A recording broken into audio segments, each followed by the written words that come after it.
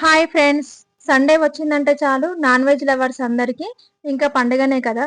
ఈరోజు లంచ్లోకి mutton curry చేసేద్దామా? దావతులలో చేసే అటువంటి మటన్ కర్రీ అంతే టేస్ట్ వచ్చేటట్టుగా సింపుల్గా ప్రిపేర్ చేసేద్దాం.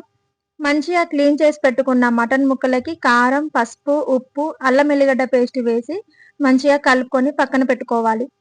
ఇప్పుడు కుక్కర్లో ఆయిల్ వేసుకొని మెంతి, పుదీనా వేసి మంచిగా ఫ్రై చేసుకోవాలి. సన్నగా కట్ చేసుకున్న ఉల్లిపాయల్ని కూడా వేసుకొని ఫ్రై చేసుకోవాలి. ఇవి ఎక్కువ క్వాంటిటీలో తీసుకుంటేనే బాగా గ్రేవీ వస్తుంది కర్రీకి. ఇప్పుడు ఇందులోనే అల్లం వెల్లిగడ్డ పేస్టు, మసాలా కూడా వేసుకొని కలిపి పెట్టుకున్న మటన్ వేసి ఆయిల్లోనే మంచిగా ఒక 10 మినిట్స్ ఉడికించుకోవాలి. ఇప్పుడు 2 లేక 3 మాత్రమే కట్ చేసి పెట్టుకున్న టమాటాలు కూడా వేసుకొని వాటర్ పోసి 5-6 విజిల్లు వచ్చే వరకు మెత్తగా ఉడికించుకోవాలి. ఇంకా లాస్ట్‌లో కొత్తిమీర, గరం మసాలా, ధనియా పౌడర్ వేసుకోవాలి.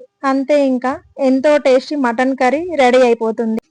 ప్లీజ్ ఫ్రెండ్స్, వీడియో నచ్చినట్లయితే లైక్, షేర్, సబ్స్క్రైబ్ చేసుకోండి.